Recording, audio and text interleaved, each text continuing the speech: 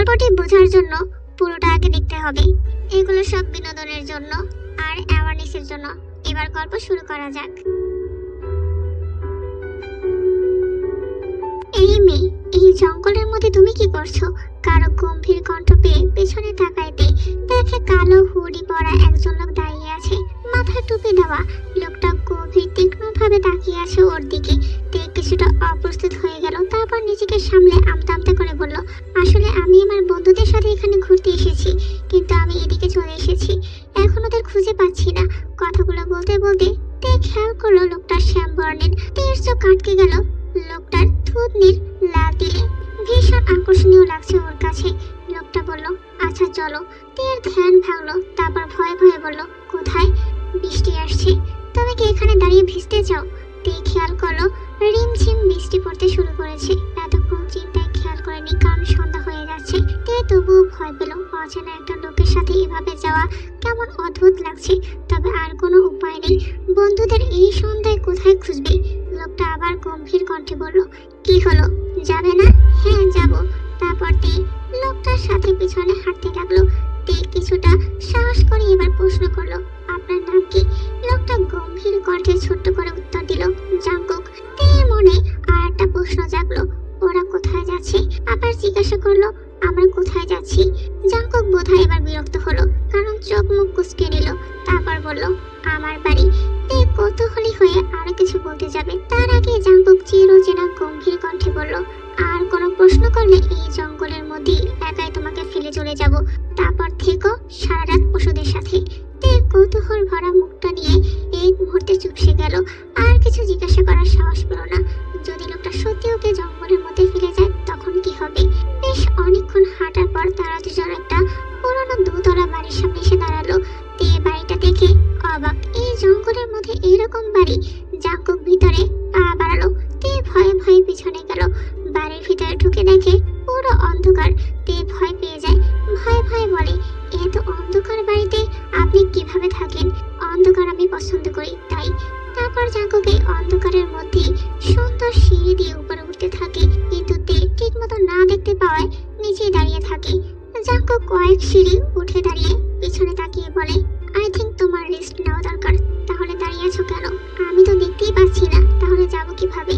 Jungkook কিছু একটা ভাবে, তারপর এক ঝটকায় তীর সামনে এসে ওকে করে তুলে নেয়। ঘটনাটা হঠাৎ হওয়ায় তে অবাক হয়ে যায়। তারপর ভয়ে ভয়ে বলে, কি করছেন আপনি? Don't talk, it's annoying me. বেশি কথা বলবে না, আমার বিরক্ত লাগে। তে আর কিছু বললো না। জাঙ্কুক তেকে নিয়ে একটা রুমে গেল, তারপর বেডের উপর বসিয়ে দিয়ে রুম থেকে চলে গেল। এটাতে ভয়ে গুটিসুটি মেরে বসে রইল। জাঙ্কুক 5 মিনিটের মাথায় আসলো, হাতে একটা টি শার্ট আর একটা ট্রাউজার। তে জাঙ্কুককে দেখে উত্তেজিত কণ্ঠে বলল, আপনি কোথায় গিয়েছিলেন? আমি কত ভয় পেয়েছি। জাঙ্কুক বাঁকা আসলো, কিন্তু এই অন্ধকারে তে তা দেখতে পেল না। জাঙ্কুক নিজের ফোনে লাইট চালিয়ে বলল, ওয়াশরুমে যেয়ে চেঞ্জ করে আসো, আমি এখানেই আছি। তে বুঝতে পারলো ওর চেঞ্জ করা দরকার, কারণ তের শরীরের কাপড় ভিজে গেছে হালকা। তাই বিনা বাক্যে টি শার্ট আর ট্রাউজার নিয়ে ওয়াশরুমে গেল। প্রায় 20 মিনিট পর বেরিয়ে দেখে জাঙ্কুক ওর জন্য খাবার রেডি করেছে। তা ওর পছন্দের ডিম ভাজি আর ডাল ভর্তা। আপনি কিভাবে জানলেন আমি এগুলো পছন্দ করি? বাড়িতে কিছু ছিল না, তাই যেগুলো ছিল ওগুলোই করেছি। আমি কিভাবে জানবো তোমার কি পছন্দ? ইডিয়ট কোথাকার। তে ভাবলো তাই তো, নিজেকে গাড়ি দিতে দিতে খেতে বসলো। সারাদিন জঙ্গলে ঘোরাঘুরি করেছে, তেমন কিছু খায়নি, তাই খিদে পেয়েছে। জাঙ্কুক সোফায় বসে দেখতে লাগলো কেমন বাচ্চাদের মতো খাচ্ছে মেয়েটা। তের খাওয়া শেষ করতেই মনে পড়লো জাঙ্কুকের কথা। আমতা আমতা করে বলল, আসলে আমার খিদে পেয়েছিল, তাই আপনার কথা মনেই ছিল না। জাঙ্কুক সোফা থেকে উঠে তের ঠোঁটে লেগে থাকা পানি হাত দিয়ে মুছে দিয়ে বলল, নো প্রবলেম প্রিন্সেস, আমি পরে খেয়ে নিব, তুমি রেস্ট নাও এখন। জাঙ্কুক খাবারের বাটিগুলো নিয়ে দরজার দিকে পা বাড়াতেই তে বলল, আমি বাবা মাকে জানাতে চাই যে আমি এখন সুরক্ষিত, নয়তো তারা টেনশন করবে। জাঙ্কুক দাঁড়িয়ে পেছনে ফিরে তের দিকে তাকিয়ে বলল, এই জঙ্গলে তুমি নেটওয়ার্ক পাবে বলে মনে করো? তে ভাবলো তাই তো, সারাদিন তো ফোন হাতেই নেয়নি, তাই জানা নেই। এখন রেস্ট নাও, সকালে দেখা যাবে। বলে চলে গেল রুম ছেড়ে জাঙ্কুক। তে কিছুক্ষণ ভাবলো বসে বসে, তারপর ঘুম পেল। তের কাছে ব্যাপারটা ভীষণ অদ্ভুত লাগলো, কারণ ও ঘুমায় রাত 11টা 12টার দিকে। আজকে এত তাড়াতাড়ি ঘুম আসছে কিভাবে? তারপর ভাবলো সারাদিন ঘোরাঘুরির জন্য হয়তো ঘুম পাচ্ছে। কিছু না ভেবে কমফোর্টারটা শরীরে জড়িয়ে ঘুমিয়ে গেল। রাত 12টা। তে গভীর ঘুমে, আর তার সামনে বসে আছে জাঙ্কুক। খুঁটিয়ে খুঁটিয়ে দেখছে তেকে। ফোলা ফোলা গাল, হরিণের মতো বড় বড় চুল, আর চোখের পাপড়িগুলো অনেক বড় বড়। ফর্সা মুখখানা, গোলাপি অধর জোড়া, সব মিলিয়ে ভীষণ আকর্ষণীয়। জাঙ্কুক বিড়বিড় করে বলল, প্রিন্সেস, আমি গত 2 মাস যাবৎ তোমাকে আমার কাছে আনার ট্রাই করছি, কিন্তু সুযোগ পাচ্ছি না। কিন্তু দেখো, নিয়তির কি খেলা, তুমি নিজেই আমাকে সেই সুযোগ করে দিলে আমার কাছে আনার। আর তোমাকে যেতে দিব না, আমার কাছেই থাকতে হবে তোমাকে চিরকাল। তারপর জাঙ্কুক ফোনের ভিডিও অন করে রাখলো খাটের পাশে, ছোট্ট টি টেবিলের উপর। তারপর নিজের টি শার্টটা খুলে ছুঁড়ে মারলো মেঝেতে। তারপর এক ঝটকায় তের কমফোর্টারটাও ওর শরীর থেকে সরিয়ে ফেললো। এতে তে একটু নড়াচড়ে উঠলো, কিন্তু ঘুম ভাঙলো না, কারণ জাঙ্কুক তের খাবারের সাথে ঘুমের কড়া ডোজ মিশিয়ে দিয়েছিল, যার প্রভাব 12 ঘন্টার আগে কাটবে না। জাঙ্কুক আস্তে তের পাশে শুয়ে তারপর তেকে দেখতে লাগলো। তের অদরখানা যেন টানছে ওকে, এত আকর্ষণীয় কেন লাগছে নিজেও জানে না। কেমন নেশা নেশা ধরে গেল। জাঙ্কুক হালকা উঠে তের দিকে ঝুঁকে ওর ঠোঁটখানা নিজের ঠোঁটে মিশিয়ে নিল। তারপর নিজের আক্রোশ মেটাতে তা চুষে নিতে থাকে। যখন তাতে আক্রোশ না মিটে, তখন তের অদরখানা কামড়াতে থাকে। প্রায় আধা ঘন্টা পর্যন্ত চলে তের অদরখানার উপর জাঙ্কুকের রাজত্ব। তারপর তের টি শার্টের 3টা বোতাম খুলে, এতে তের ফর্সা গলা দেখা যায়, সাথে তের কালো ইনারটাও। জাঙ্কুকের আরো বেশি নেশা লাগে। গলায় মুখ গুজে চুমু খেতে থাকে পাগলের মতো। এক হাত ঢুকিয়ে দেয় তের টি শার্টের ভিতরে। প্রথমে তের পেটে জোরে জাঙ্কুকের হাত বিচরণ করতে থাকে, তারপর হাত উঠে উপরের দিকে বিচরণ করতে থাকে পুরো বক্ষদেশ জুড়ে।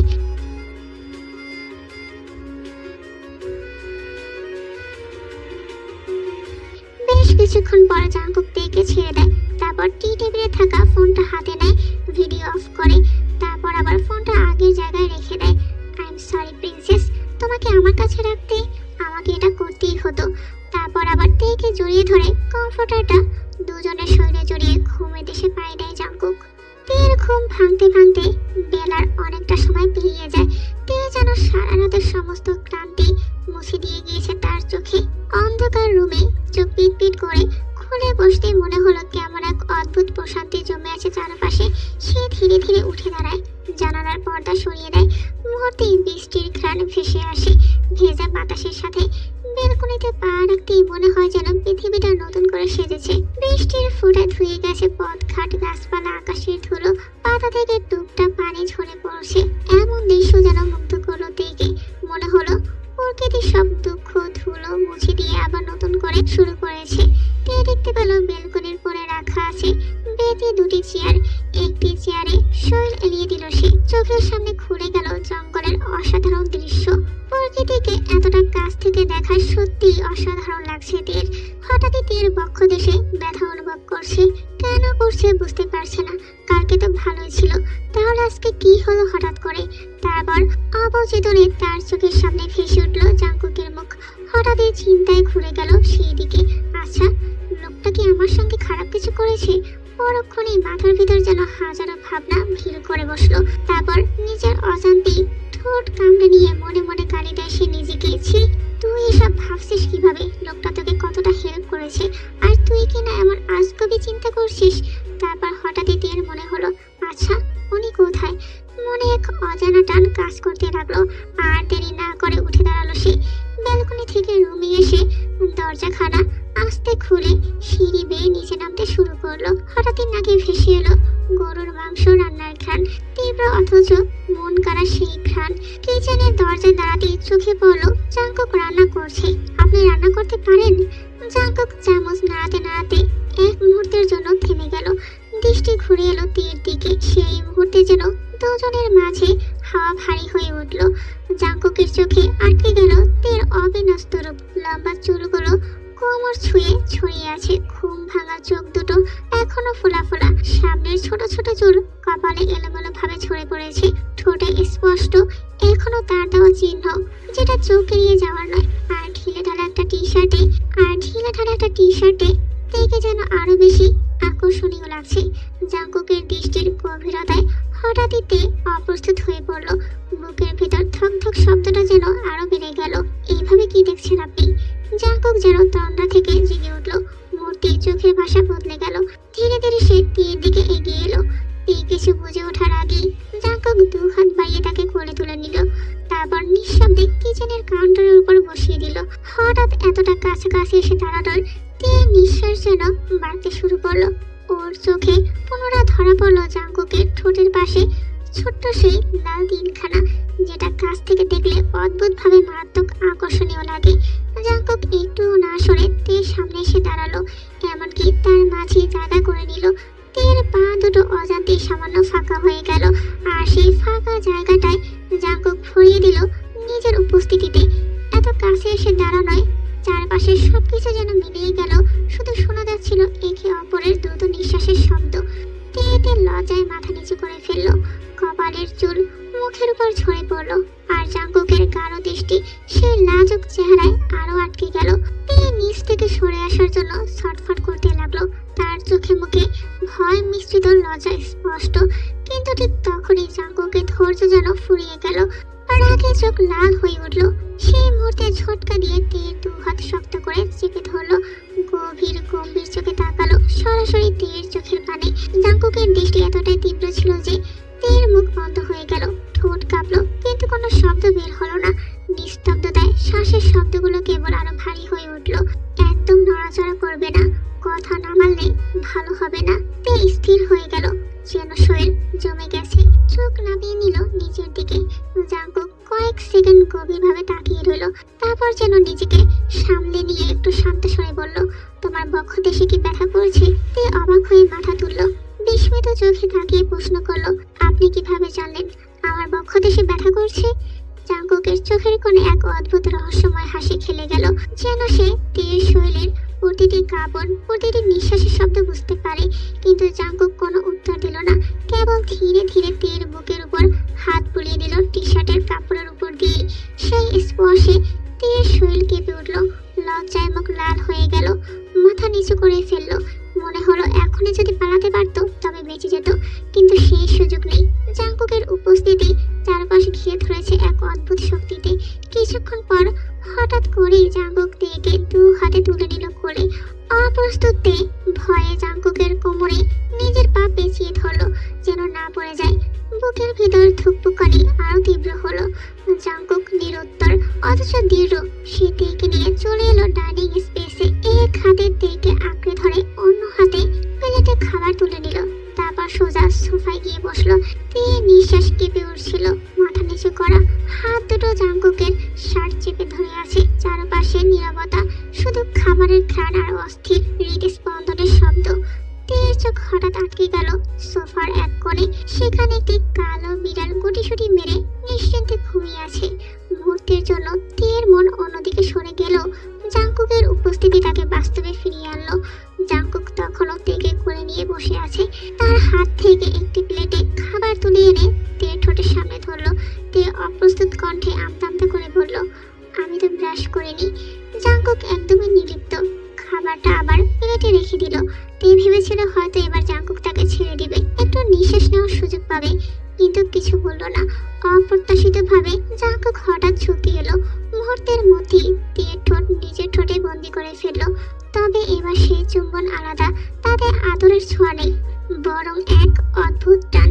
তে বিস্ময় টের পেল, কেবল ঠোঁট ছুঁয়ে থাকছে না, বরং ওর মুখের ভিতর থেকে প্রতিটি স্বাদ, প্রতিটি স্রোত নিজের ভিতরে টেনে নিচ্ছে। তে চোখ বড় বড় করে সরতে চাইলো, চেষ্টা করলো প্রতিরোধ করতে, কিন্তু জাঙ্কুকের শক্ত বাহুতে আবদ্ধ সে নড়তে পারল না।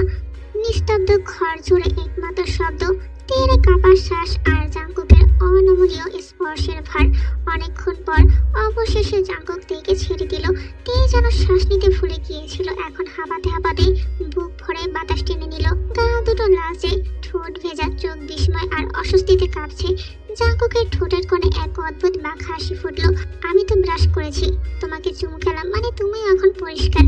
তের লজ্জায় ভিতরে ভিতরে মরি মরি অবস্থা, মাথা নামিয়ে ফিসফিস করে বলল, আপনি আমাকে চুমু খেলেন কেন?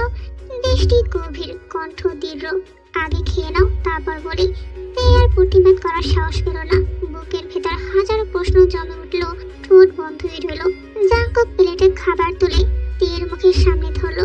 নিঃশব্দে চুপচাপ খেতে লাগলো, চোখ নামানো, মাথা নত করা, যেন কোনো প্রশ্ন বা প্রতিবাদের সাহস নেই তার মধ্যে। আধ ঘন্টা কেটে গেছে। এই খাটের এক কোণে চুপচাপ বসে আছে, যেন বুকের ভেতর অদ্ভুত একটা চাপা অস্বস্তি জমে আছে। জাঙ্কুক সামনের সোফায় বসে ল্যাপটপে ব্যস্ত, আঙুলগুলো দ্রুত কিবোর্ডে কাজ করছে, চোখের পলকও যেন ফেলছে না। এতক্ষণ রুম জুড়ে ঘুরে বেড়ানো কালো বিড়ালটা হঠাৎ করে থেমে গেল, তারপর দরজার কাছে গিয়ে দাঁড়ালো। একবারও চোখ না তুলে জাঙ্কুক কেবল নিঃশব্দে বলল, বেরিয়ে যা। আর বিস্ময়ের ব্যাপার হলো, কোনো দ্বিধা ছাড়াই বিড়ালটা দরজা ঠেলে বাইরে চলে গেল, যেন জাঙ্কুকের প্রতিটা শব্দ তার কাছে নিঃসন্দেহে বোধগম্য। তে ভুরু কুঁচকে তাকালো। মানুষের মুখের ভাষা যদি পশুরা বোঝে, তাহলে এই মানুষটার ভেতরে কেমন শক্তি লুকিয়ে আছে। তার মনে এক অজানা ভয় খেলে গেল। আমি বাড়ি যাব, আমাকে বাড়ি দিয়ে আসবেন প্লিজ। ধীরে ধীরে তে বলে উঠল, কণ্ঠে অনুনয় মিশিয়ে। জাঙ্কুক ল্যাপটপে চোখ রেখে থেমে গেল এক মুহূর্ত, ঠান্ডা গলায় বলল, তুমি কখনোই এখান থেকে যেতে পারবে না প্রিন্সেস। তের ভিতরে যেন আগুন জ্বলে উঠলো, চোখ লাল হয়ে গেল রাগে। সে হঠাৎ খাট থেকে উঠে দাঁড়ালো। মানে কি এসব? আমি বাড়ি যাব বলছি, আর আপনি কি সব আজে বাজে কথা বলছেন? জাঙ্কুক ধীরে ধীরে ল্যাপটপ বন্ধ করলো। তার চোখে অদ্ভুত এক দৃষ্টি, ঠান্ডা, স্থির, অথচ ভয়ঙ্কর রহস্যময়। তারপর সামনের টেবিল থেকে ফোনখানা নিয়ে সোফা থেকে উঠে দাঁড়ালো। কয়েক সেকেন্ড স্ক্রিনে আঙুল চালিয়ে কিছু খুঁজলো, তারপর বলল, এটা দেখো প্রিন্সেস। বলে ফোনটা তেয়ের হাতে ধরিয়ে দিল। তে প্রথমে কিছু বুঝতে পারলো না, কপাল কুঁচকে স্ক্রিনের দিকে তাকালো। কয়েক মুহূর্ত পরে তার চোখ বড় বড় হয়ে উঠলো আতঙ্কে। কার হাতের দৃশ্য, যেটা কোনোভাবেই বাইরের কারো হাতে পৌঁছানো উচিত নয়, সেটা স্পষ্ট ভেসে উঠলো ভিডিওখানায়। তার বুক কেঁপে উঠলো, হাত পা কাঁপতে লাগলো। প্রবল রাগ আর ঘৃণায় পরক্ষণে প্রচন্ড জোরে ফোনটা ছুঁড়ে মারলো মেঝেতে। ফোনটা চূর্ণ বিচূর্ণ হয়ে চারপাশে ছিটকে গেল। জাঙ্কুক দাঁড়িয়ে রইল চুপচাপ, যেন কিছুই হয়নি। ঠোঁট বাঁকিয়ে শীতল হাসি ছুঁড়ে দিল। ফোনটা ভাঙলে কি হবে প্রিন্সেস? ওই ভিডিও কিন্তু কেবল ওখানেই নয়, আরো অনেক জায়গায় আছে। তুমি কয়টা ভাঙবে বলো তো? তের বুকের ভেতর ক্ষোভে আগুন জ্বলতে লাগলো, চোখ ভিজে উঠলো, কিন্তু সে দমে গেল না। ভাঙা গলায় চিৎকার করে উঠল, আপনার মতো বাজে মানুষ আমি দেখিনি। আপনার লজ্জা করে না একটা মেয়েকে এভাবে স্পর্শ করতে? আমি আপনাকে বিশ্বাস করেছিলাম। হঠাৎ করেই জাঙ্কুক তের কাছে এগিয়ে এলো। তার শক্ত দুহাত গিয়ে জড়ালো তের কোমরে, যেন পাতলা ধনুকের মতো সরু শরীরটাকে সে নিজের বুকে বন্দি করে ফেললো। তে ছটফট করতে লাগলো প্রাণপণে। হাত পা ছুঁড়েও কোনো লাভ হলো না। জাঙ্কুকের শক্তির সামনে তার প্রতিভা যেন কেবলই ব্যর্থ। ছাড়, আমাকে ছেড়ে দে। আতঙ্ক আর রাগে কাঁপা কাঁপা কণ্ঠে চিৎকার করলো তে। কিন্তু জাঙ্কুক একটুও নড়ল না, বরং আরো শক্ত করে জড়িয়ে ধরে নিচু সরে পড়ল। তোমাকে আমি ভালোবাসি। তো আমার লজ্জা কেন করবে প্রিন্সেস? আমাদের মধ্যে কোনো সম্পর্ক নেই, না বৈবাহিক না প্রেমের, বুঝেছেন? আর তার থেকে বড় কথা, আমি অন্য কাউকে ভালোবাসি। এই কথাটা যেন জাঙ্কুকের বুকের ভেতর বজ্রপাতের মতো আঘাত করলো। তার মুখ থমকে গেল এক মুহূর্তের জন্য। চোখ বন্ধ করে গভীর নিঃশ্বাস নিল, যেন নিজের ভিতরে রাগকে কোনোভাবে কন্ট্রোল করার চেষ্টা। কিছুক্ষণ পর সে চোখ খুলল। কিন্তু আমি তোমাকে ভালোবাসি প্রিন্সেস। তুমি চাও বা না চাও, তোমাকে আমার সাথেই থাকতে হবে। জাঙ্কুকের কণ্ঠস্বর ছিল নিম্ন, কিন্তু প্রতিটি শব্দে ছিল এক অদ্ভুত দৃঢ়তা আর দখলদারির ছাপ, যেন তার ভালোবাসা আর আসক্তির মধ্যে সীমারেখা আর নেই। কোন অধিকার দিয়ে রাখবেন আমাকে? আপনি পাগল নাকি? আমি বলছি তো, আমি আপনার সাথে থাকতে চাই না। কথাগুলো উচ্চস্বরে বললেও ভেতরে তার হৃদয় অস্থির, চোখে জল চলে এসেছে। সে জানে এই মুহূর্তে একটি মাত্র ভুল ভাবো তার জন্য বিপদ ডেকে আনতে পারে। জাঙ্কুক এক মুহূর্তের জন্য স্তব্ধ, তারপর হঠাৎ করে দেখে ছেড়ে দিল। সে পেছনে হেঁটে দু হাত ছাড়া করলো, শান্ত কণ্ঠে বলল, আচ্ছা যাও, কিন্তু মনে রেখো, তুমি এই বাড়ি থেকে এক পা বাইরে দিলে অমনি ওই ভিডিওটা ইন্টারনেটে ছড়িয়ে যাবে। আশা করি সেটা তোমার জন্য ভালো হবে না। তে হকচকিয়ে রইল, তারপর চোখে জল এনে কাঁপতে কাঁপতে নিজেকে সামনে বলল, আপনি এরকম করছেন কেন? আপনি এগুলো করতে পারেন না। আমাকে জোর করে রাখবেন কেন? জাঙ্কুক ধীরে ধীরে তীর দিকে এগিয়ে এলো, চোখে এক অচেনা দৃষ্টি মিশ্রিত ভালোবাসা আর এক অদ্ভুত ধরনের দখলদারিত্ব। কিন্তু আমি থাকতে চাই তোমার সাথে সারা জীবন প্রিন্সেস। তীর বুক ভেঙে এলো।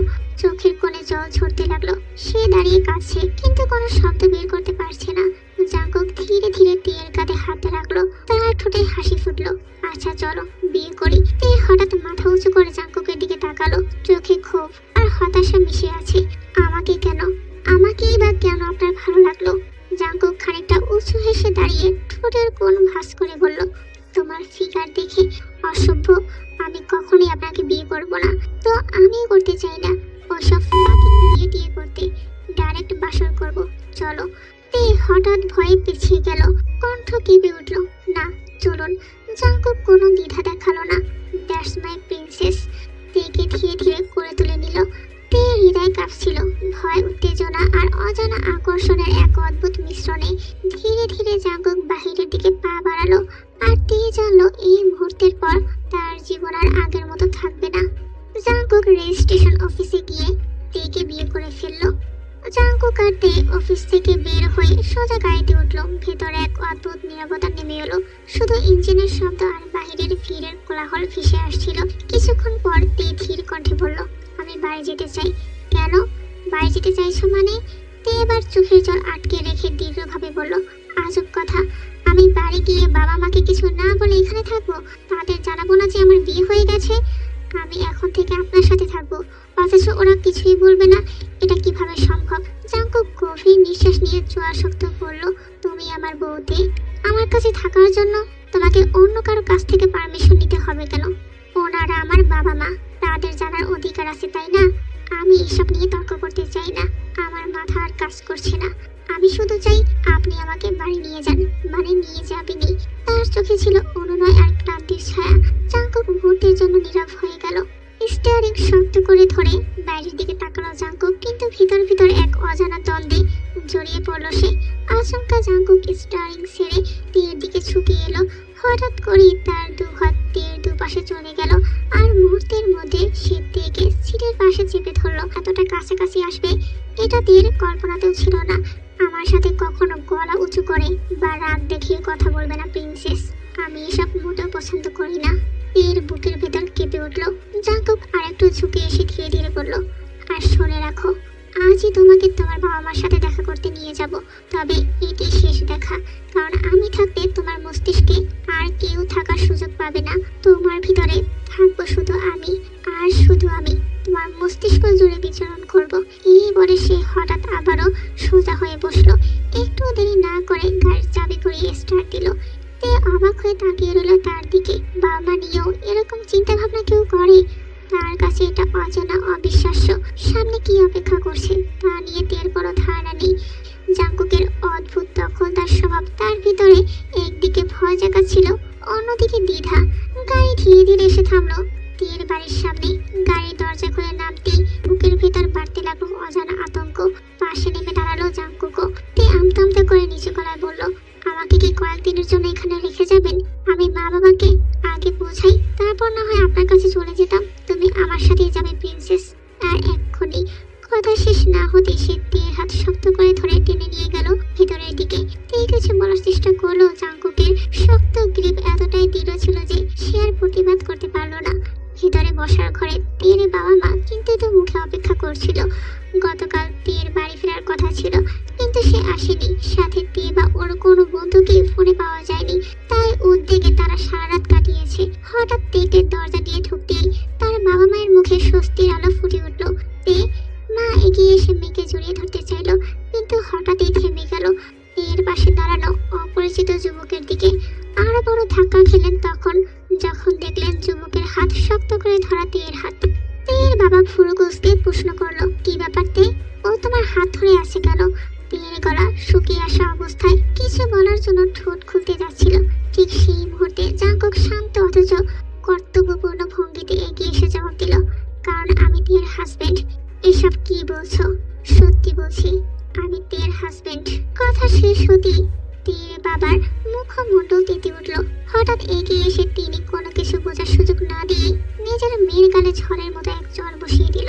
তে স্তব্ধ হয়ে গেল, চোখ দিয়ে অশ্রু গড়িয়ে পড়ল। সেই দৃশ্য দেখে চোখ মুহূর্তে ক্রোধে জ্বলে উঠল জাঙ্কুকের। তার মুখমণ্ডল শক্ত হয়ে গেল। ওকে মারার সাহস হলো কিভাবে আপনার? ও আমার স্ত্রী, আপনি কিভাবে ওর উপর হাত তুললেন? ও আমার মেয়ে। আর কি করব না করব সেটা কি তোমার কাছ থেকে শিখতে হবে? তুমি চলে যাও এখান থেকে, ভালোই ভালোই চলে যাও।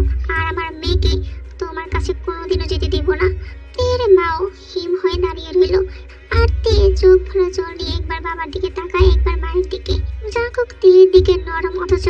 কর্তৃত্বপূর্ণ স্বরে বলল, চলো। আপনি আজকে কথা শেষ হওয়ার আগে জাঙ্কুক হঠাৎ তাকে করে তুলে নিল। অবাক হইতে দু হাত পা ছটফট করলো। জাঙ্কুক একটুও দমল না। তার কণ্ঠে গর্জন মিলল, ও আমার স্ত্রী, তাই আমার সাথেই থাকবে। আপনারা কেউ যদি আমাদের মাঝে আসতে চান তাহলে সেটা কারোর জন্যই ভালো হবে না, এটা আমি পরিষ্কার করে বলে দিলাম। তের বাবা দাঁত চেপে রইলেন। তের মায়ের চোখ জলে ভরে উঠল, অথচ জাঙ্কুক এক মুহূর্ত নষ্ট করলো না। তেকে বুকে আঁকড়ে ধরে সোজা দরজার দিকে এগিয়ে গেল। তে শুধু কাঁদতে কাঁদতে তার বুকে মাথা গুজে রাখলো। প্রতিবাদ করার শক্তি নেই তার। বুক ভরা যন্ত্রণায় শুধু একটা কথাই ঘুরছিল তার মাথায়, আজ তার কারণে বাবা মা কত কষ্ট পেল। জাঙ্কুক তেকে নিয়ে সোজা নিজের বাড়িতে চলে গেল। সিঁড়ি বেয়ে উঠে বেডরুমে গেল। তারপর তেকে নামিয়ে দিয়ে পাখা এসে ধীরে ধীরে প্যান্টের বেড খুলতে খুলতে বলল, মুখে অনেক বেশি বুলে ফুটে গেছে তাই না? আমার উপর কথা বলিস আর বাবার বাড়ি থাকার জন্য আবদার করিস। তোর সব সাহস আমি শেষ করে দিব। প্লিজ আমাকে মারবেন না, আমি আর কখনোই এরকম করব না। তে পিছিয়ে যেতে যেতে হঠাৎ দেয়ালের সঙ্গে ঠেকে যায়। পিঠে ঠান্ডা স্পর্শে শরীরটা কেঁপে ওঠে। চোখ ভরে কান্না আর আতঙ্ক। গলা শুকিয়ে গেছে, ঠোঁট কাঁপছে, চারদিক যেন অন্ধকারে ঢেকে গেছে।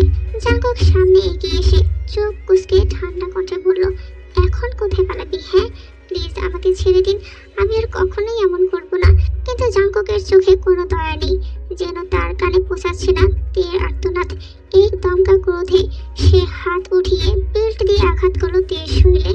হঠাৎ চামড়ার উপরে বেল্টের তীক্ষ্ণ শব্দ আর তের ব্যথার ছটফটানো মিলেমিশে রুমটাকে আরো ভারী করে তুলল।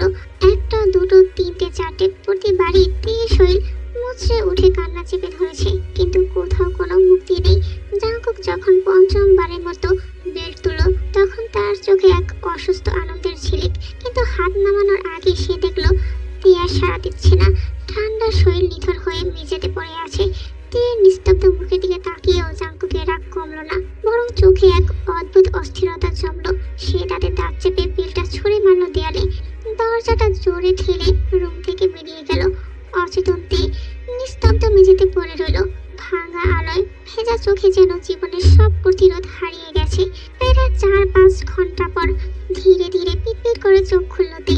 মাথাটা যেন ভারী, তবে আশ্চর্যজনকভাবে শরীরের ব্যথা অনেকটাই কমে এসেছে। প্রথমেই খেয়াল করলো সে তো বিছানা নয়, ফ্লোরে শুয়েছিল। বিভ্রান্ত দৃষ্টিতে চারপাশে তাকাতে চোখ আটকে গেল পাশে বসা জাঙ্কুকের উপর। জাঙ্কুক চুপচাপ বসে আছে তের মাথার কাছে, চোখে গভীর অনুতাপের ছাপ। হঠাৎ তের দৃষ্টি তার সাথে মিশে যেতেই তে দ্রুত মুখ ফিরিয়ে নিল। জাঙ্কুক ভাঙা গলায় বলল, সরি প্রিন্সেস, তখন আমার মাথা ঠিক ছিল না, তাই এমনটা করেছি, প্লিজ আমাকে মাফ করে দাও। জাঙ্কুকের কণ্ঠে ভাঙা অনুনয়, কিন্তু তে নিজেকে সামলাতে পারল না। বুক ভেঙে কান্না বেরিয়ে এলো। জাঙ্কুক কিছুক্ষণ চুপ করে রইল, তারপর হঠাৎ তেকে আলতো করে তুলে নিজের কোলে বসালো। তে ছটফট করতে লাগলো, ছোটাছুটি করে তার আঁকড়ে ধরা হাত থেকে বেরিয়ে আসার চেষ্টা করলো, কিন্তু জাঙ্কুকের শক্তির কাছে সে একেবারেই তুচ্ছ। চোখের জল থামলো না, ছোট্ট শিশুর মতো কাঁপছে সে।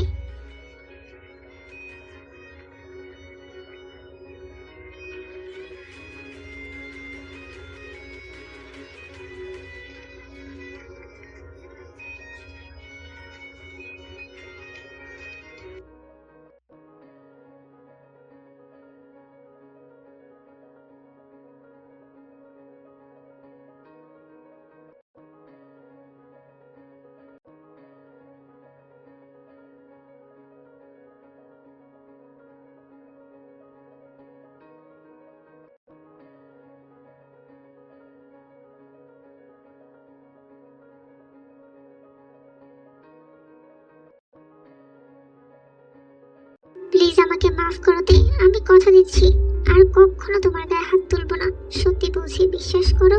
কিন্তু তে কেঁদেই যাচ্ছিল। অশ্রু ভেজা চোখ তুলে কষ্ট ভরা কণ্ঠে বলল, আপনি যদি আমাকে সত্যি ভালোবাসেন তাহলে এভাবে কিভাবে আঘাত করলেন? আমার প্রতি আপনার একটু দয়া হয়নি, একটু মায়া জাগেনি? জাঙ্কুকের বুকটা হঠাৎ করে ভেঙে পড়লো। ভেতর থেকে আতঙ্কে ভরা অনুতাপ তাকে গ্রাস করলো।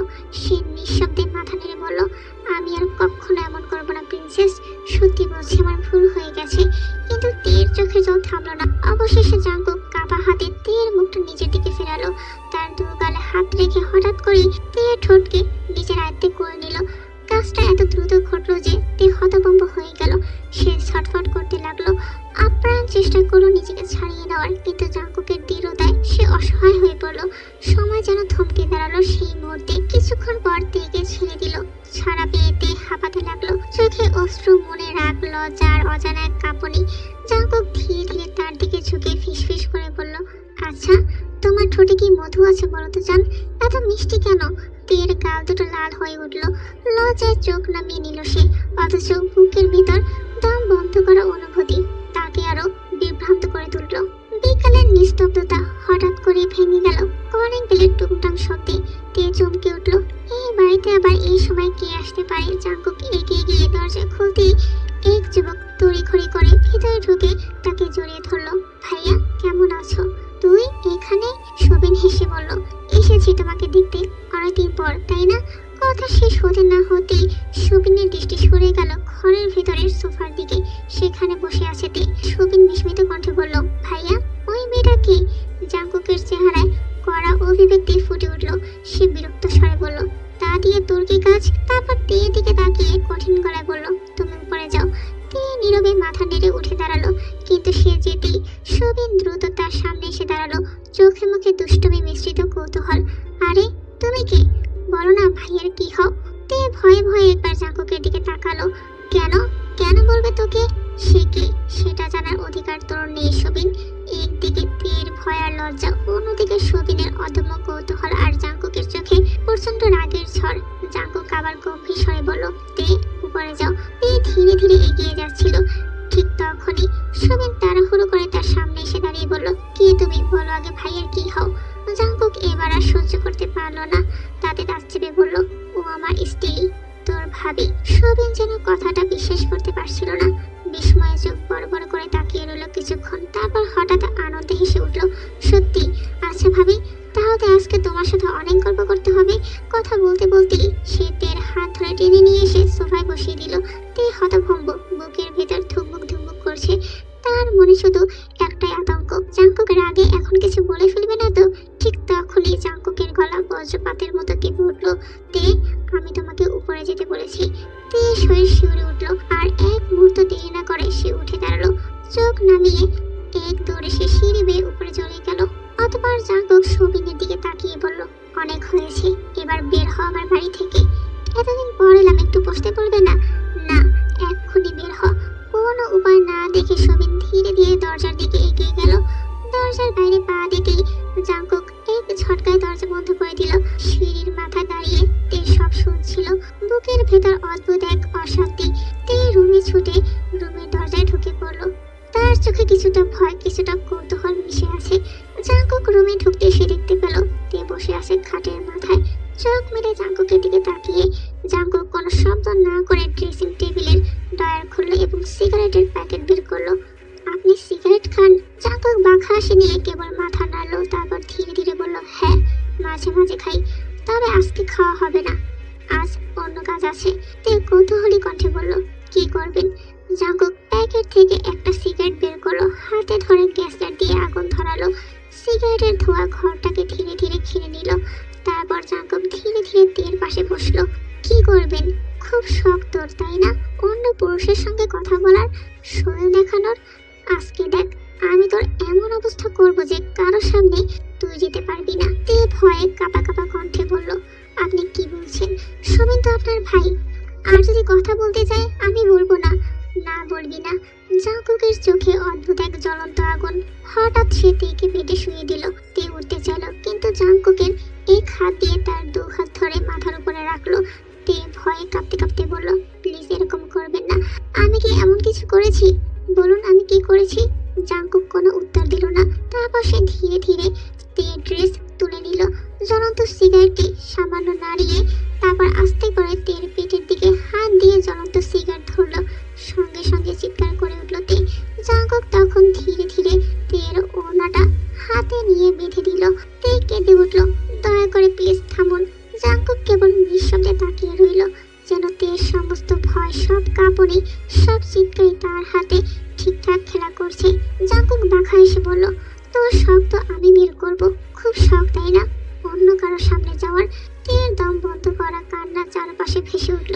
জাঙ্কুক তের পেটে হালকা চাপ দিল। তে কাঁদতে কাঁদতে শব্দ বের করলো। হঠাৎ জাঙ্কুক জ্বলন্ত সিগারেটটি তে গালে ধরলো। তে জোরে চিৎকার দিয়ে উঠল। জাঙ্কুক শান্তভাবে সিগারেটটি ফেলে দিল। তের গাল লাল হয়ে গেছে, চোখে ভয় আর লজ্জার মিশ্রিত চিহ্ন। খুব জ্বলছে তাই না? আমি যখন উপরে আসতে বলেছিলাম তখন কেন আসলি না? আমি তো আসছিলামই। তে আর্তনাদ করে কাঁদছে। জাঙ্কুকের চোখে হঠাৎ নেশার উন্মাদের আলো জ্বলল। তের গোলাপি থরথর করে কাঁপতে থাকা অধরকে দেখতে পেয়ে সে আর কোনো কথাই বলল না। ধীরে ধীরে জাঙ্কুক তের অধর নিজের অধরের সাথে নিয়ে নিল, স্বাদ নিতে শুরু করলো। তে মুচড়ামুচড়ি করতে লাগলো। ভয়ে লজ্জায় ঘৃণায় কেঁপে উঠল। জাঙ্কুক কিছুটা বিরক্ত হয়ে তের পেটের পুরো অংশে চাপ দিল। তে যেন হঠাৎই শান্ত হয়ে গেল। জাঙ্কুক তখন নিজের মতো করে চুমু খেতে লাগলো। অনেকক্ষণ পর চুমু ছেড়ে দিয়ে হেসে বলল, প্রবলেম কি তোমার? রেসপন্স করো না কেন? এরপর রেসপন্স না করলে তোমার খবর আছে। তে ভয়ে ভয়ে কণ্ঠ কাঁপিয়ে বলল, আমার হাতটা, এটা তোমার শাস্তি। আমার যখন ইচ্ছে হবে তখন খুলবো। তারপর জাঙ্কুক হেসে বিছানা থেকে উঠে গেল। তে তখন ভয় আর লজ্জায় কেঁদে পড়ল। ভীষণ কান্না আর পেটের পুরা জায়গায় আগুনের মতো জ্বলছে। রাত প্রায় 8টা, চারপাশে অন্ধকার নেমেছে। তে পিট করে চোখ মেলে, মাথাটা ভারী লাগছে। তখন এত কেঁদেছিল যে চোখ দুটো ফুলে গেছে। অনেকক্ষণ অচেতন ঘুমে ডুবে থাকার পরে হঠাৎ যেন ভেতর থেকে কিছু টেনে তুলে তাকে ধীরে ধীরে উঠে বসে বিছানার কোণায়। এক মুহূর্ত স্থির হয়ে থাকে, তারপর পা টেনে আয়নার দিকে যায়। বড় আয়নার সামনে দাঁড়িয়ে নিজের মুখখানি দেখে চমকে ওঠে। গালের বাম পাশে স্পষ্ট সিগারেটের দগদগে পোড়া দাগ। অশ্রু যেন নিজে থেকেই গড়িয়ে পড়ল। কোনো শব্দ নেই, নিঃশব্দে কান্না। কাপা হাতে ধীরে ধীরে জামার নিচের অংশটা তোলে। পেটের কয়েকটা জায়গায় গভীর সিগারেটের দাগ। ত্বকের রং কালচে হয়ে গিয়েছে। তে তাকিয়ে থাকে, যেন এই শরীর তার নিজের নয়, কোনো অচেনা ভয়ঙ্কর যন্ত্রণার ইতিহাস লিখে রাখা ক্যানভাস। নিজেকে হঠাৎ অপরিচিত মনে হয়। তের বুকটা হু হু করে ওঠে। এতটা অসহায়, এতটা আহত তার মনে হয় এই জীবনে কখনো হয়নি। তারপর তে ধীরে ধীরে ওয়াশরুমে যায়। প্রায় আধা ঘন্টা পর তে ওয়াশরুম থেকে বের হলো। পুরো রুমে চোখ মেলে খুঁজতে থাকে ফোন। বিছানার নিচে, বালিশের পাশে, টেবিলের কোণে। যতই খুঁজে কোথাও ফোনটা নেই। একসময় হতাশ হয়ে মেঝেতে পড়ে। বুকের ভেতর হাহাকার জমে ওঠে। হঠাৎ মনে পড়ে, আচ্ছা জাঙ্কুক কি বাড়িতে আছে? যদি না থাকে তবে হয়তো সুযোগ আছে বেরিয়ে যাওয়ার। বুকের ভেতর এক চিলতে আশার আলো জ্বলে ওঠে। ধীরে ধীরে দরজার কাছে গিয়ে হাত রাখে। নিঃশব্দে রুমের দরজা ঠেলে বেরিয়ে আসে। করিডোর পার হয়ে সিঁড়ি নেমে নিচে নামে, কিন্তু ভাগ্য যেন মজা করে হাসে তার উপর। নিস্তলে নামতেই দেখে জাঙ্কুক সোফায় বসে আছে, পা দুটো ক্রস করে, আঙুলের ফাঁকে সিগারেট ধরা। ধোয়ার কুণ্ডলি উঠছে বাতাসে। তে থমকে গেল, বুক কেঁপে উঠল। জাঙ্কুক ধীরে ধীরে মাথা তুলে তাকায়। ঠোঁটের কোণে তির্যক এক হাসি খেলে গেল। তারপর দাঁড়িয়ে বলে, কি ব্যাপার প্রিন্সেস? ঘুম ভাঙলো অবশেষে। তের গলা শুকিয়ে আসছে। ভয়ে মাথা নাড়িয়ে হ্যাঁ বলে। জাঙ্কুক সিগারেটটা এক পাশে ছুঁড়ে ফেলে উঠে দাঁড়ায়। তারপর ধীর পায়ে এগিয়ে আসতে থাকে তের কাছে। তে আতকে এক কদম পিছিয়ে যায়। কণ্ঠ কাঁপাতে কাঁপাতে বলে, কাছাকাছি আসছেন কেন? জাঙ্কুক ধীরে ধীরে এগিয়ে আসে। ঠোঁটের কোণে তির্যক হাসি। বউয়ের কাছে যাব না তো কার কাছে যাব? তে আতকে পিছনে হটে। ঠলতে ঠলতে দেয়ালের সঙ্গে ঠেকে যায়। শরীর জমে গেছে, পালানোর আর কোনো পথ নেই। জাঙ্কুক এক কদমের সামনে এসে দাঁড়ায়। দুজনের মধ্যে দূরত্ব প্রায় নেই বললেই চলে। আজকে আমাদের বাসর রাত, তাই না প্রিন্সেস? আমি প্রস্তুত নই এসবের জন্য। এক মুহূর্তে জাঙ্কুকের মুখের ভাব পাল্টে যায়। আমি যখন বলেছি তখন আজই আমাদের বাসর রাত। আমি যা বলবো তাই তুমি মানবে। তে আর কিছু বলার ভাষা খুঁজে পায় না। ঠিক সেই মুহূর্তে জাঙ্কুক তেকে করে তুলে নেয়, কিন্তু জাঙ্কুক বেডরুমে না গিয়ে তাকে অন্য এক রুমে ঢুকিয়ে দেয়। দরজা ঠেলে ভিতরে গিয়ে তেকে নামিয়ে দেয় মেঝেতে। রুমটা আধো অন্ধকার, শুধু এক পাশে রাখা বাতির আলো মৃদু করে জ্বলছে। সেই আলোয় খাটের উপর স্পষ্ট চোখে পড়ে একটা লাল টকটকে শাড়ি, যেন আগুনের মতো জ্বলছে অন্ধকার ঘরে। জাঙ্কুক খাটের দিকে ইশারা করে ঠান্ডা স্বরে বলে, ওটা পরো, আমি একটু পরে এসে নিয়ে যাব। না পড়লে কি হবে সেটা তুমি খুব ভালো করেই জানো। জাঙ্কুক রুম থেকে বেরিয়ে গিয়ে দরজা বন্ধ করে দেয়। তে স্থির হয়ে দাঁড়িয়ে থাকে কিছুক্ষণ।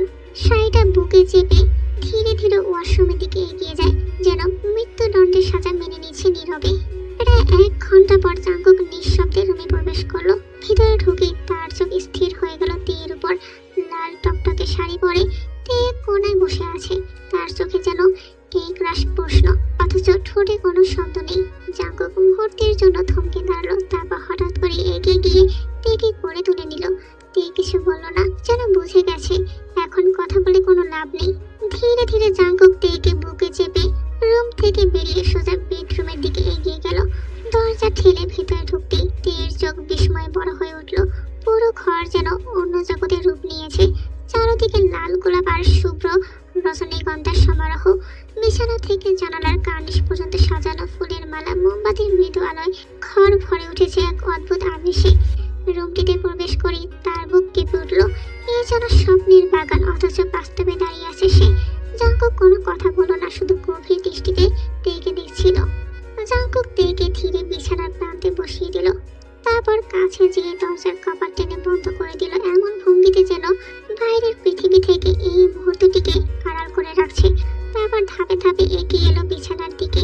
তের বুকের ভিতর ধক ধক শব্দ যেন কানে স্পষ্ট শোনা যাচ্ছে। প্রতি পদক্ষেপে তার শরীরে আরো কেঁপে উঠছিল। চোখ নামিয়ে রেখেও সে অনুভব করছিল জাঙ্কুকের দৃষ্টি ভার যেন তার উপর পুরোপুরি নেমে এসেছে। জাঙ্কুক এসে তার পাশে বসলো। তে কিছু বলতে চাইলো, ঠোঁট কাঁপলো, কিন্তু শব্দ বের হলো না। শেষমেশে ভাঙা স্বর টেনে বলল, আমাকে আজকে ছেড়ে দিন প্লিজ, আমি এসবের জন্য প্রস্তুত নই। জাঙ্কুক এক মুহূর্ত নীরবে তাকিয়ে রইল তের মুখের দিকে। চোখ পড়ল তের অধরে। সেই দৃশ্য যেন তাকে ঘোরের ভেতর টেনে নিল। জাঙ্কুক ফিসফিস করে বলল, সরি প্রিন্সেস, কিন্তু আমি তোমাকে ছাড়তে পারবো না। জাঙ্কুক তের কোমর জড়িয়ে টেনে নিল নিজের বুকে। চারপাশ নিস্তব্ধ, শুধু দুজনের নিঃশ্বাস একে অপরের সাথে মিশে যাচ্ছিল। জাঙ্কুক মুখটা তের কানের কাছে নামিয়ে ফিসফিস করে বলল, তোমাকে দেখলে কেন যেন আমার ভেতর আগুন জ্বলে ওঠে প্রিন্সেস, নেশা নেশা লাগে। কথা শেষ হতেই তার ঠোঁট দিয়ে তের ঠোঁট নিজের দখলে নিল। তের বুক কেঁপে উঠল। সে ছটফট করে সরে যেতে চাইল, কিন্তু এই ছটফটে যেন তাকে আরো গভীর ফাঁদে ফেললো। জাঙ্কুক এবার চুমুতে থামলো না। ঠোঁটের কোণে হালকা কামড় বসাতেই তে স্থির হয়ে গেল। জাঙ্কুক নিজের মতো করে তাকে বারবার চুম্বনে ভরে দিতে লাগলো অধরখানায়। একই সাথে তার অন্য হাত ধীরে ধীরে তের শাড়ির আঁচলের দিকে চলে গেল। মুহূর্তের মধ্যে টান মেরে আঁচল খুলে দিল সে। টকটকে লাল রঙের কাপড় মেঝেতে গড়িয়ে পড়তেই তের শরীর জুড়ে লজ্জা, ভয় আর এক অদ্ভুত এক উত্তাপ ছড়িয়ে গেল। তারপর জাঙ্কুকের হাত আস্তে আস্তে তের পেটে ঘুরে বেড়াতে লাগলো। দৃঢ় শক্ত সেই হাতের স্পর্শে তের সারা শরীর কেঁপে উঠছিল বারবার, অথচ সে যেন নিজেকে আর নিয়ন্ত্রণ করতে পারছিল না। আঁকড়ে ধরা সেই অনুভূতি থেকে বাঁচতে চাইছিল তে, কিন্তু জাঙ্কুক কি এত সহজে ছাড়ার মানুষ? হঠাৎ জাঙ্কুক তের ঠোঁট ছেড়ে সরে এলো। ঠোঁট আলাদা হতেই তে হাঁপাতে লাগলো। বুক ওঠানামা করছিল অস্থির ভাবে। তার চোখে ভয়ের সাথে মিশেছিল অদ্ভুত এক টান, যেন পালাতে চেয়েও আর পারছে না। পরক্ষণে জাঙ্কুক কোনো দ্বিধা না করে তাকে বিছানায় ধাক্কা দিয়ে ফেলে দিল। তে হকচকিয়ে উঠল, কিন্তু জাঙ্কুকের ছায়ার মতো বিশাল শরীর ততক্ষণে তার উপর ঝাঁপিয়ে পড়েছে। জাঙ্কুক তের গলায় মুখ ডুবালো, সেখানে চুম্বনে ভরিয়ে দিল। আস্তে আস্তে কামড়ে পরিণত হলো। তারপর নামলো তের বক্ষ বাজে। ব্লাউজার ভিতরে ইনারটা খুলে তের বুকে মুখ দিয়ে সুধা পান করতে লাগলো। এক হাত দিয়ে তের শরীরে বিচরণ করতে লাগলো, অন্য হাত দিয়ে তের বুকের স্তম্ভে হাত দিয়ে বিচরণ করছিল। তে বিছানার চাদর খিচে ধরলো, চোখ বেয়ে জল গড়িয়ে পড়ছে। জাঙ্কুক তাতে ক্ষান্ত হলো না। তের দু পা ফাঁকা করে নিজেকে তের গভীরে প্রবেশ করালো। অজানা ব্যথায় চিৎকার দিয়ে উঠল তে। খামচে ধরলো জাঙ্কুকের বাহু। এতে যেন জাঙ্কুক আরো উন্মাদ হলো।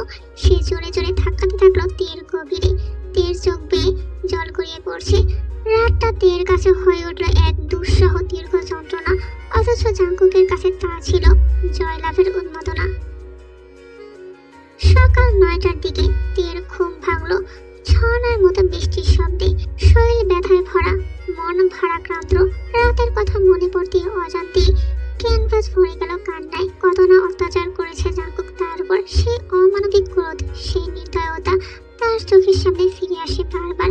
হঠাৎ পাশে তাকালো, জাঙ্কুক নেই। ধীরে ধীরে উঠল তে, শরীর অদ্ভুত ভাবে ভারী। ওয়াশরুমের দিকে এগোলো। ওয়াশরুমে ঢুকে ঝর্ণার নিচে বসতেই তের শরীর যেন স্ফুলিঙ্গের মতো জ্বলছে। প্রায় আধা ঘন্টা পর ধীরে ধীরে ওয়াশরুম থেকে বের হলো। আর বিছানায় শুয়ে থাকা সম্ভব নয়, পুরো বিছানা জুড়ে রক্ত। তাই সোফায় বসলো। হঠাৎ তের চোখ পড়লো খাটের পাশে টি টেবিলে, ওখানে জাঙ্কুকের ফোন রাখা। ফোনটি তুলে আবার সোফায় বসলো। কাঁপা কাঁপা হাতে ফোনে সাইনোর নাম্বার তুলে ডায়াল করলো। সাইনো হচ্ছে তের বয়ফ্রেন্ড। অবশেষে কলটি রিসিভ করলো। তারপর দুজনের মধ্যে কিছুক্ষণ কথোপকথন হলো। তারপর তীর চোখ গেল ড্রয়ারের দিকে, সেখান থেকে ঘুমের ওষুধ বের করলো। ওই দিন জাঙ্কুক যে সিগারেট বের করেছিল সেটাও চোখে পড়লো। সেগুলো সে নিজের কাছে লুকিয়ে রাখলো। তারপর মনে মনে বলল, তোমার মতো সাইকোর সাথে আমি থাকতে পারবো না, আর আমি তোমাকে ভালোই বাসি না। তুমি যতই অধিকার খাটাও আমি থাকবো না জাঙ্কুক। রাত 8টা বেজেছে। জাঙ্কুক আর তে একসাথে খাবার খাচ্ছে। জাঙ্কুকের চোখে স্বাভাবিক সতর্কতা আর তের চোখে এক অদ্ভুত উচ্ছ্বাস। খাবার শেষে তারা বেডরুমের দিকে এগোলো। জাঙ্কুক তেকে নিয়ে বেডে শুয়ে পড়লো। জাঙ্কুক হঠাৎ তের পেটে পুরো জায়গায় হাত দিয়ে স্ল্যাট করতে করতে বলল, প্রিন্সেস আই এম সরি, আমার আসলে মাঝে মাঝে মাথা ঠিক থাকে না। জাঙ্কুকের স্পর্শে তে কেঁপে কেঁপে উঠে দাঁড়ালো। রীতিমতো প্রতিরোধ। তার হৃদয় দ্রুত ধড়ফড় করছে, কিন্তু মনে হচ্ছে প্রতিটি স্পর্শ আগুনের শিখা জ্বালাচ্ছে। জাঙ্কুক ধীরে ধীরে তের দিকে তাকালো, চোখে অনুতাপ আর ভয় মিশ্রিত। আমাকে ক্ষমা করো না প্রিন্সেস। তে খানিকটা হাসি মিশ্রিত কণ্ঠে বলল, করে ফেলেছি তো, এখন আপনি ঘুমান প্লিজ। তারপর তে আস্তে আস্তে জাঙ্কুকের চুলের ভেতর হাত ঢুকালো, নরম হাত দিয়ে স্পর্শ করলো। জাঙ্কুক প্রথমে কিছুটা অস্বস্তিতে চোখ ভিজিয়ে নিল, কিন্তু তের নরম স্পর্শে সে তাড়াতাড়ি চোখ বন্ধ করে নিল। কিছুক্ষণ পর জাঙ্কুকের ভারী নিঃশ্বাসে তে বুঝলো সে ঘুমিয়ে গেছে। তের কণ্ঠে হালকা হাসি, এক অদ্ভুত তৃপ্তি। আস্তে করে সে জাঙ্কুকের পাশ থেকে উঠে বেড থেকে নামলো। তারপর জাঙ্কুকের ফোনটি তুলে নিল। সায়নকে কল দিতে হবে। এক মুহূর্তের জন্য জাঙ্কুকের দিকে তাকালো, তারপর তে চুপচাপ বাড়ি থেকে বেরিয়ে গেল। কিছুক্ষণের মধ্যে সায়ন এসে দাঁড়াতে এর সামনে। এখন অ্যাটলিস্ট বলো তে, তুমি এতদিন এখানে ছিলে? চলো হাঁটতে হাঁটতে বলি। কথাগুলো প্রায় ফিসফিস করে বের হয় তার মুখ থেকে। সায়নও মাথা নাড়িয়ে তার পাশে হাঁটা শুরু করে। ধীরে ধীরে তে খুলে বলতে শুরু করে তার লুকানো কাহিনী। সায়নও সবটা শুনলো, তারপর থেমে গিয়ে জোরে বলল, ওই সাইকোটাকে ঘুমের ওষুধ কেন দিলে? বিষ দিয়ে আসতে, যাতে মরে যেত একেবারে। ঠিক তখনই পিছন থেকে কেউ বলে ওঠে, লজ্জা করে না একজন স্ত্রীকে তার স্বামীকে বিষ দিতে বলছো? কারো কণ্ঠে হঠাৎ পিছনে ফিরে তাকায় দুজনেই। কে তুমি? আমাদের কাছে কেন আসছো? অন্যের বউকে নিয়ে যেতে লজ্জা হয় না তোমার? কথা শেষ না হতে জাঙ্কুক ঝড়ের বেগে এগিয়ে এসে তেকে টেনে নেয় নিজের দিকে। তে হতভম্ব, ঠোঁটে স্তব্ধ চিৎকার। সায়নর চোখ লাল হয়ে ওঠে। সে হাত বাড়িয়ে তেকে ছিনিয়ে নিতে উদ্যত হয়। ঠিক তখনই জাঙ্কুক ঝকঝকে ছুরি বের করে সায়নর পেটে সজোরে ঢুকিয়ে দেয়। সে ধপ করে মাটিতে লুটিয়ে পড়ে। তার নিঃশ্বাস ভারী, চোখ ধীরে ধীরে ঝাপসা হয়ে আসছে। তে হঠাৎ চিৎকার করে ওঠে, আপনি কি করলেন? আপনি এটা কি করলেন জাঙ্কুক? ও তো মরে যাবে। এখনো কিছু করেনি, দেখো কি করি। কথাটা শেষ করে সে তেকে একপাশে সরিয়ে দেয়।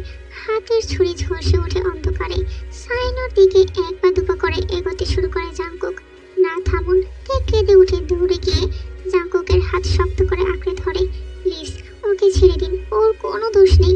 আমি আসতে বলেছি ওকে। দোষ যদি থাকে তবে আমার। তুমি কি সত্যিই ভাবছো আমি ওকে এমনি ছেড়ে দিব? এক ঝটকায় তীর হাত ছাড়িয়ে দিয়ে সে ধপ করে হাঁটু কেড়ে বসে সাইনোর পাশে। তীর চিৎকার করে ওঠে, না জাঙ্কুক প্লিজ। কিন্তু তার আর্তনাদ থেমে যায় ছুরির আঘাতে। একবার, দুইবার, তিনবার রক্ত ছিটকে ওঠে ভেজা মাটির উপর। সায়নর নিঃশ্বাস ধীরে ধীরে থেমে আসে। চোখের আলো নিভে যায় চিরতরে। এই অসহায়ের মতো পাশে দাঁড়িয়ে কাঁদছে। তার কান্নার শব্দ যেন ভিজে পাতার ফাঁক দিয়ে প্রতিধ্বনিত হয়ে আকাশে ছড়িয়ে পড়ছে। এইসব দেখে আর সহ্য করতে পারলো না তে। মাথা ঘুরে মাটিতে লুটিয়ে পড়লো। জাঙ্কুক দাঁড়িয়ে আছে, রক্তে ভেজা ছুরি হাতে। তার চোখে জ্বলছে উন্মাদ আনন্দ, আর ঠোঁটে সেই ভয়ঙ্কর হাসি। হঠাৎ মুখে পানির ঝাপটা পড়তেই চোখ খুলল পিট পিট করেতে। প্রথমে চোখে ঝাপসা আলো, তারপর চোখে জোর মিলতে হিম শীতল ভয় জুড়ে যায় তার রগ ও গলায়। সে নিজেকে দেখলো হাত পা চেয়ারের সঙ্গে শক্তভাবে বাঁধা, শরীর জড়ানো। পুরো অবস্থায় যেন এক জ্বলন্ত কাব্য। তীর সামনে অন্য চেয়ারে বসে আছে জাঙ্কুক। তার চোখ ধীরে ধীরে তীর দিকে ঘুরে আসে। আমাকে এভাবে বেঁধে রেখেছেন কেন? অনেক চিন্তা করেছি। দেখলাম মানুষের শাস্তি দেওয়ার সবচেয়ে বড় পথ কি, আর পেয়েও গেলাম। তারপর জাঙ্কুক একটু থেমে ফিসফিস করে বলল, তুমি অন্যায় করেছো, তাই তোমার শাস্তি হলো গত 3 দিন তুমি এখানে থাকবে বাঁধা অবস্থায়। পানিও পাবে না, খাবারও পাবে না। তীর চোখ বেয়ে পানি গড়িয়ে পড়লো। আপনার মতো সাইকো খুনি যার টাকায় খাবার খাওয়া লাগে, সেই মানুষটির টাকায় খাবার খাওয়ার কোনো আকাঙ্ক্ষা আমার নেই। আর এটা আমার জন্য শাস্তি নয়, বরং শান্তি। জাঙ্কুক এগিয়ে এসে তীর চুলের মুঠি শক্ত করে ধরে। জামাই থাকতে নাগর ধরিস। তোরা মেয়েরা এত খারাপ কেন? তোরা মা রূপ ছাড়া সব রূপই খারাপ। তাহলে আমাকে কেন এভাবে ধরে রেখেছেন? আমাকে যেতে দিন, আমি চলে যাব।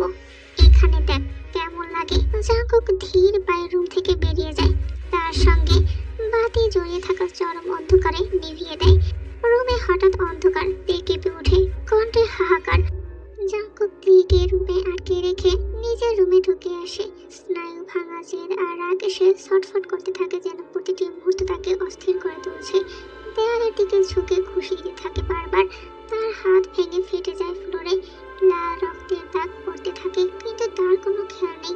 প্রায় আধা ঘন্টা ধরে সে দেয়ালে নিজের ভেতরের অশান্তি আর ক্ষোভকে ছিঁড়ে ছিঁড়ে বের করে দিচ্ছে। শেষে ফ্লোরে বসে ফিস ফিস করে নিজের কাছের একাকিত্বের দিকে তাকায়। তার কণ্ঠে হাহাকার, গলায় এক অচেনা দম বন্ধ করা বেদনা। কাপা স্বরে ফিস ফিস করে বলে, কেন আমাকে ছেড়ে চলে যেতে চাও? আমি জানি আমার নিজের ভিতরের এলোমেলোটা ঠিকঠাক নয়। অকারণে রাগ ওঠে, প্রিয় মানুষের প্রতি রাগ দেখাই। আমি ঠিক নেই, আমি জানি। হাত তুলি আমি, স্বাভাবিক নাতে।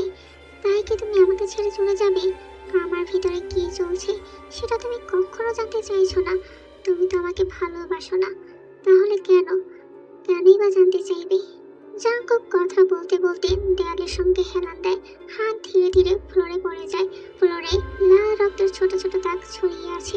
গড়িয়ে পড়া রক্ত যেন তার ভিতরের অরাজকতা, তার ক্ষোভ আর বেদনাকে প্রতিফলিত করছে।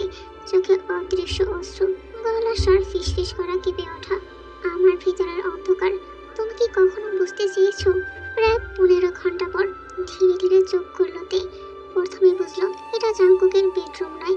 ভারী চোখ পিট পিট করে খুলতেই চমকে উঠল। তার পাশে বসে আছে এক মধ্যবয়সী মহিলা, চোখে মমতার ছায়া। তের দৃষ্টি শোভনের উপর পড়তেই বুকটা হিম হয়ে যায়। ঠিক তখনই মধ্যবয়সী মহিলা তার কপালে হাত রেখে আস্তে আস্তে চুলে আঙুল বুলিয়ে দিলেন। এখন কেমন লাগছে মা? আমি জাঙ্কুকের মা। তে চমকে উঠল।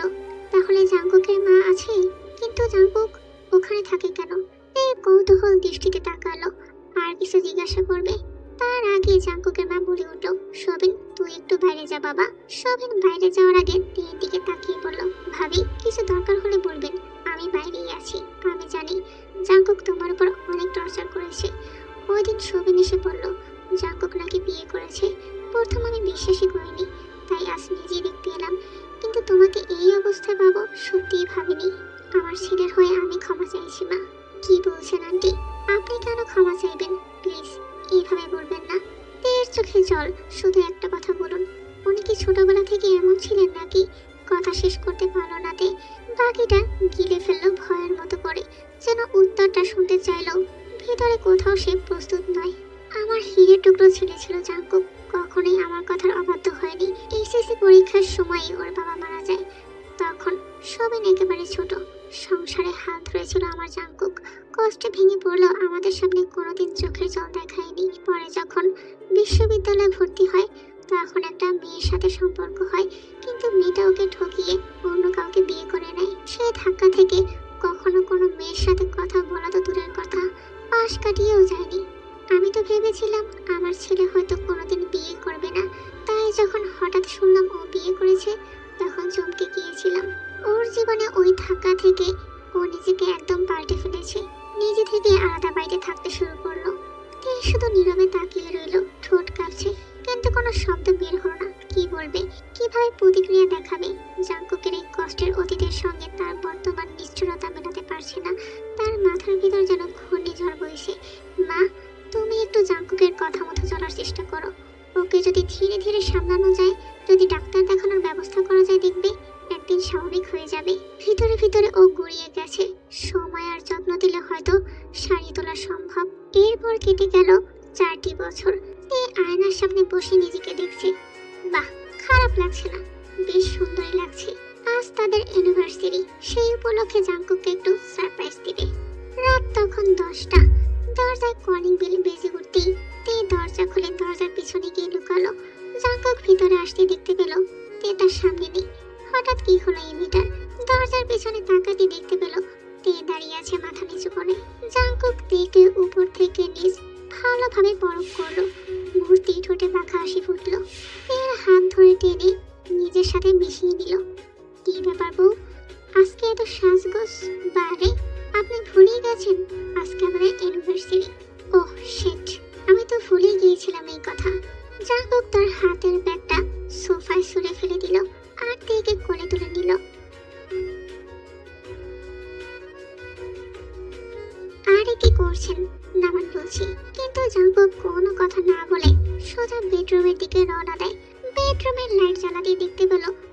খুব সুন্দর করে সাজানো হয়েছে। জাঙ্কুক তেকে সযত্নে বিছানায় বসালো, তারপর হাঁটু গেড়ে নিজের দু কানে হাত দিয়ে বলে উঠল, আই এম সরি বেবি, আমি ভুলে গিয়েছিলাম, আর কখনো এমনটা হবে না। আসলে কাজের এতটা চাপ ছিল যে। হ্যাঁ হ্যাঁ হয়েছে, আর বলতে হবে না, বুঝতে পেরেছি। আপনি ফ্রেশ হয়ে আসুন, আপনারা সকল পছন্দের খাবার রান্না করেছি। আপাতত বউকে খেলিয়ে আমার পেট ভরবে, খাবারের প্রয়োজন নেই বলেই তেকে বিছানায় ফেলে দিয়ে তের উপরে উঠে পড়লো। অ্যাটলিস্ট ফ্রেশ হয়ে বাকি কথা আর বলতে পারলো না তে। তার আগে জাঙ্কুক তার ঠোঁট দুটো নিজের দখলে নিয়ে নিল। প্রায় অনেকক্ষণ চলল তের ঠোঁটের উপর জাঙ্কুকের রাজত্ব। তে প্রথমে না করলো, পরে সায় দিল জাঙ্কুকের স্পর্শে। জাঙ্কুকের হাত তের সারা শরীরে বিচরণ করতে শুরু করলো। তের নিঃশ্বাসে ভারী হয়ে উঠলো। অধৈর্য জাঙ্কুক তের আঁচলটা সরিয়ে দিল, তারপর মুখ গুজে দিল তের বক্ষস্থলে। তে আঁকড়ে ধরলো জাঙ্কুকের চুল। জাঙ্কুক তের গলায় চুম্বনে ভরিয়ে দিল। আস্তে আস্তে বক্ষ ভাঁজে তের চোখ বারবার বন্ধ হয়ে আসছে। জাঙ্কুকের মুখ আস্তে আস্তে তের উদরের কেন্দ্রবিন্দুতে চলে আসলো, সেখানে নিজের ঠোঁট বসালো। জাঙ্কুক আর পারছি না প্লিজ। জাঙ্কুক তের ঠোঁট আবারও আঁকড়ে ধরলো, তারপর তের কানে ফিসফিস করে বলল, আজকের রাতটা দীর্ঘতম হতে চলেছে প্রিয়তমা। অতঃপর জাঙ্কুক তের পেটিকোটটা খুলে ফেললো। দুজনের ভারী নিঃশ্বাস আর উত্তেজনায় সারা ঘর ভরে উঠল। দুজনে পাড়ি দিল ভালোবাসার এক নতুন রাজ্যে। বস্ত্রহীন দুটি দেহ মিলে মিশে একাকার। এই কয়টা বছরে তে নিজেকে জাঙ্কুকের মনের মতো করে তুলেছে, কারণ সে জানে জাঙ্কুকের কাছ থেকে তার মুক্তি নেই, থাকতে হবে তার জাঙ্কুকের সাথেই। জাঙ্কুককে নিজের ভালোবাসা আর যত্ন দিয়ে অনেকটাই চেঞ্জ করে ফেলেছে তে। জাঙ্কুক এখন আগের মতো রাগ দেখায় না, এবং ডাক্তারও দেখিয়েছে। এখন সে মোটামুটি স্বাভাবিক। তের পরিবারের সাথেও জাঙ্কুকের পরিবারের ভালো সম্পর্ক হয়েছে। এই কয়টা বছরে অনেক কিছুই বদলে গেছে। দুজনেই এখন সুখে শান্তিতে আছে। তোমাদের মনে হয়তো একটা প্রশ্ন ঘুরপাক খাচ্ছে, তাহলে জাঙ্কুক কখন তেকে দেখলো? আসলে তে যখন ইউনিভার্সিটিতে যাচ্ছিল তখনই জাঙ্কুক তেকে দেখে। তারপর থেকেই তার দিকে ফলো করা, তারপর তের সব ডিটেলস তার নিজের কাছে নিয়ে নেয়। অবশ্য সাইকোদের ভালোবাসা এমনই হয়, তাদের 100 বার দেখা লাগে না, এক দেখাতেই প্রেম হয়ে যায়। তারপর নিজের দখলে নিয়ে নেয় তার ভালোবাসার মানুষটিকে, যেটা এখানেও তার ব্যতিক্রম নয়। আর এই গল্পের সমাপ্তি এখানেই। আশা করছি গল্পটি তোমাদের ভালো লেগেছে। বেশি করে লাইক, কমেন্ট এবং শেয়ার করো।